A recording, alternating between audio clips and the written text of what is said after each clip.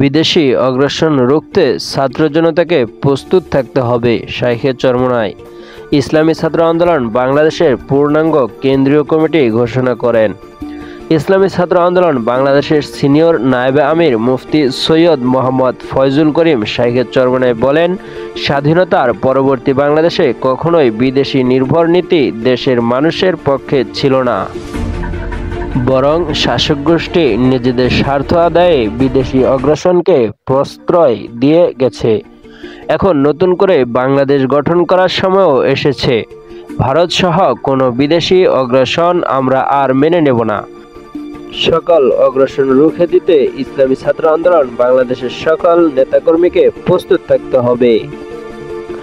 আজ 24শে ডিসেম্বর মঙ্গলবার রাজধানীর পল্টনে আইসিএবি মিলনায়তনে ইসলামী ছাত্র আন্দোলন বাংলাদেশের কেন্দ্রীয় সভাপতি ইউসুফ আহমদ মানসুর এর সভাপতিত্বে সেক্রেটারি জেনারেল শেখ মাহবুবুর রহমান নাহিয়ান এর সঞ্চালনায় সংগঠনের পূর্ণাঙ্গ কেন্দ্রীয় কমিটি ঘোষণা ও শপথ গ্রহণের অনুষ্ঠানে প্রধান অতিথি হিসেবে উপস্থিত থেকে উপরোক্ত কথা বলেন মুফতি সৈয়দ মোহাম্মদ ফয়জুল করিম শাইখে চরমোনাই। তিনি বলেন, ইসলামী ছাত্র আন্দোলন বাংলাদেশের নেতাকর্মীদের সাহাবায়ে কেরামের অনুসরণে ব্যক্তি ও সমাজ গঠন করতে সচেষ্ট হতে হবে। রুহানিয়াত এবং জিহাদের সমন্বয়ে নিজেকে গঠন করা ছাড়া আদর্শিক সমাজ বিপ্লব সম্ভব না। আত্মশুদ্ধ নেতৃত্ব ছাড়া কল্যাণ রাষ্ট্র প্রতিষ্ঠা সম্ভব নয়। তাই ইসলামী অনুশাসন প্রতিষ্ঠা ও কল্যাণ রাষ্ট্র গঠনে ইসলামী ছাত্র আন্দোলন বাংলাদেশের দায়িত্বশীল সদস্যকে আদর্শিক ও নৈতিকভাবে উন্নয়ন চরিত্রের অধিকারী হিসাবে আত্মগঠন করতে হবে।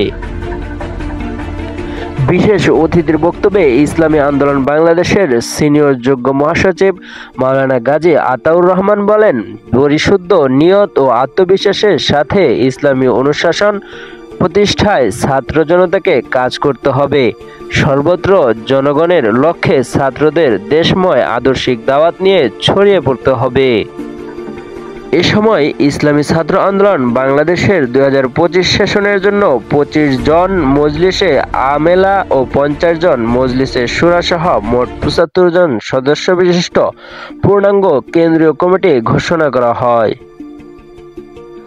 ইসলামী ছাত্র আন্দোলন বাংলাদেশের কেন্দ্রীয় আমেলা কমিটি 2025, কেন্দ্রীয় সভাপতি ইউসুফ আহমদ মানসুর, কেন্দ্রীয় সহসভাপতি Muntasir Ahmad, secretary general Sheikh Mahbubur Rahman Nahiyan, joint secretary general Mohammad Mishkatul Islam, Darul Marif, Chattogram, assistant secretary general Imran Hossain Noor, Dhaka বিশ্ববিদ্যালয়, assistant secretary general Khairul Ahmad Marjan, Dhaka বিশ্ববিদ্যালয়, দারুন নাজাত, সাংগঠনিক সম্পাদক Sultan Mohammad, University of Asia Pacific, প্রশিক্ষণ সম্পাদক হুসাইন ইবনে সারোয়ার, চরমোনাই জামিয়া রাশেদিয়া, আহসানাবাদ, তথ্য গবেষণা ও প্রযুক্তি সম্পাদক মোহাম্মদ ফয়জুল ইসলাম, দাওয়া ও দফতর সম্পাদক মোহাম্মদ ইব্রাহিম খলিল,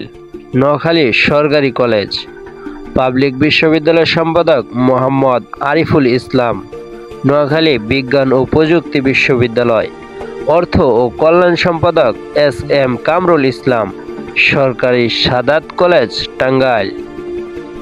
সুলাইমান হোসেন সাদিক, উন্মুক্ত বাংলা।